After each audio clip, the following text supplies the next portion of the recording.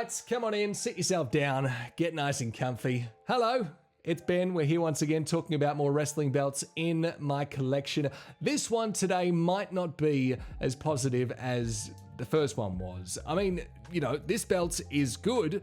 It's fine, but I guess that's maybe the issue. It's just fine. And this is the belt in question right here. This is the perfectly fine Fandu Antique Big Gold. And for a long time, this was the crowning piece of my collection. That was until I was, able to buy some more belts and kind of compare the quality, I guess you'd say. And before you think that I'm just going to start bashing this belt here, I'm not going to bash it because this is, a very well-made piece of craftsmanship as far as replica belts are concerned. It is a lot better than a lot of the bootlegs that you would find out there. I mean, I guess this is a bootleg as well because it's not made by WWE Shop or anything like that. But still, it is a very well-made championship. It's probably just not what a lot of people are looking for when they think of the kind of championship belt that they want to add to their replica collection. But let's first go over some of the really good things about this belt right here. The artwork on this thing is absolutely fantastic. As I said, this is the antique version of the Big Gold that Fandu offers. So a little bit darker features because they're trying to make it look a little bit more weathered and older than the all gold or dual plated versions. And you'll notice that I've got blue gems on this belt right here all around the outside. Now they're usually red gems, as you would know. The ones across the bottom of the crown here would usually be white gems, and then there'd be two more red ones here. Or is it the other way around? Are they red and they white? I'm pretty sure I was right the first time. Let's pop a photo up on the screen of the actual belt and just clarify which one was right. If I'm right, then a tick. If I was wrong, then a cross. There we go. That's the result right there. And when you look at the way that this belt's been put together, the plates on this thing are absolute monsters. 8mm thick plates on the real leather strap that I got this one on.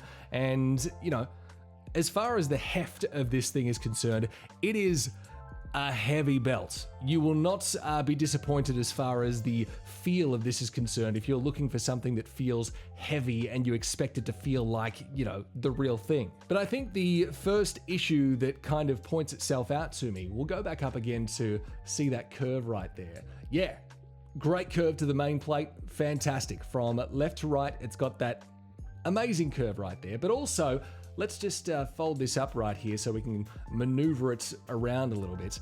If we look at it this way, it's also got a curve from top to bottom as well. So it's not only curved left to right, but top to bottom too, which means I guess it's more of a domed main plate, which is a little bit strange as I awkwardly maneuver it back down onto the table there. And the purpose, of course, of the curve is to mold itself around the waist of the person that's wearing it. So where does the point of the top to bottom curve, making it a domed belt, come into play? I mean, all I see that doing is I don't know, sticking into your belly button or something like that? Is that supposed to be a holding spot for the belt?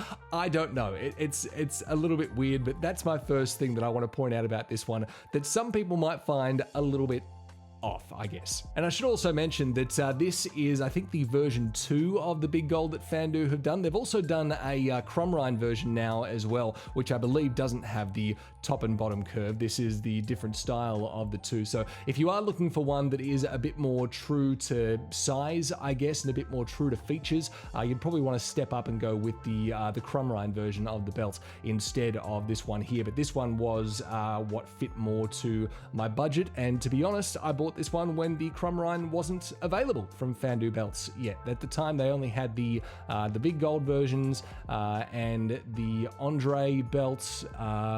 Maybe they were just going into the big old school WWF Big Eagle Championship. I don't know what the name of that one is off the top of my head. I'm sorry. I'd have to, look it up. I'll put it on the screen anyway, right here. That one. That's what they've also got there as well. But now they do the NWA Dome Globe too, and, a whole bunch of custom belts as well. So they're very much a big part of the belt making industry these days. And of course, you got a good look at the main plate by now. Let's check out these side plates and some of the details on there. You got the wrestlers in the middle, just like on the main plate, as you can see to the left, some Really nice rope bordering texture through there as well. The details, as I said, on these plates, you will not be disappointed with the details as far as all that's concerned. And moving down to the snaps, of course, no snap box on the original Big Gold as it was used in WCW. It was just a flat strap with the snaps on it there and the stitching around. The stitching is a little bit rough through the join just there, and you'll notice that the cut on the leather is ever so slightly jagged. If you run your finger over it like that, you can kind of feel the little lumps and bumps all through it, but that's not a big negative, I guess you'd say. And we'll give it the old flipperoo as well. As I said, it's a hefty boy, so have to kind of muscle it around there. All exposed screws on the back. If you actually look at the Big Gold that was used in WCW back in the day, the screws were exposed. So I guess this is kind of, you know, true to form as far as the WCW version is concerned. You'll see a couple of little dimples just in the back here, if that catches the light correctly. That is because I have this one sitting on a little plastic stand, and it kind of just juts its way into the back there just to make sure it's being held up. But yeah, that doesn't come with the belt. It doesn't have dimples on there. That's just where the stand kind of has dug in on the version that I've got. But I guess the big thing about this belt for me is that Fandu does have a lot of imperfect sales, where they'll sell off belts that might have some dings here and there and all that kind of stuff. And I feel like this one right here, even though I paid full price for it, maybe should have been in the, I guess, imperfect sale kind of range. If I bring this up right here, we'll try and get it into focus as best we can. But as you can see, finger going that way.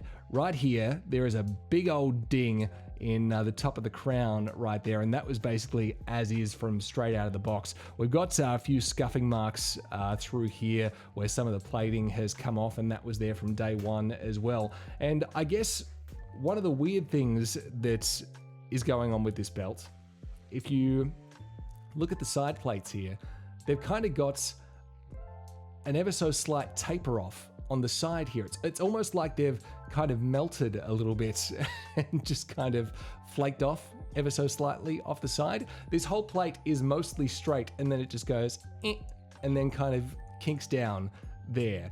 I feel like they should either be all curved or maybe, you know, all flat. This one right here, this one has, I guess, more of what an appropriate curve would be for a side plate. There's not much in there, but as you can see, it's kind of evenly curved from side to side. And let's go back to comparison of the one on this side again. And as you'll see right there, this side is dramatically kind of kinked off compared to the other. So that's just some of my little nitpicky things as far as this belt is concerned. But as I said, all in all, it's fine. It's a fine piece to your collection if this is the kind of thing that you're after.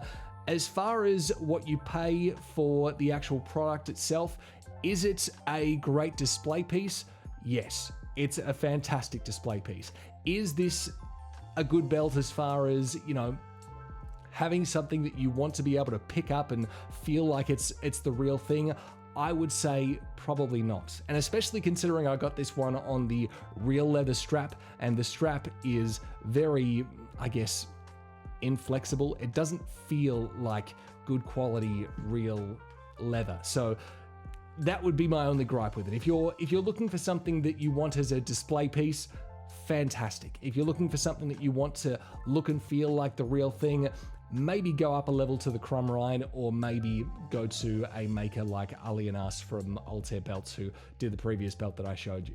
And that right there is going to wrap things up for today, the antique version of the Fandu Big Gold. I'll put their links in the description below so you can go and check them out. Even though I was a little bit critical of this one right here, they do offer a fantastic product. I highly recommend going to check them out because they have extended their, their range in their store these days. And if you are kind of, I guess, entering the hobby of collecting belts, this is more of a good, I guess, entry level of a belt as far as all that's concerned. So yeah, go and check them out. They have not only the big golds, they have the Andre belts, they have the NWA Dome Globe, and can do a whole bunch of customs and all that kind of stuff as well. Definitely worth getting onto them and checking out some of their stuff if you want to start getting into belt collecting. And don't forget to like this video as well if you enjoy the content. Subscribe to the channel for more in the future too, and I'll catch you in the next one.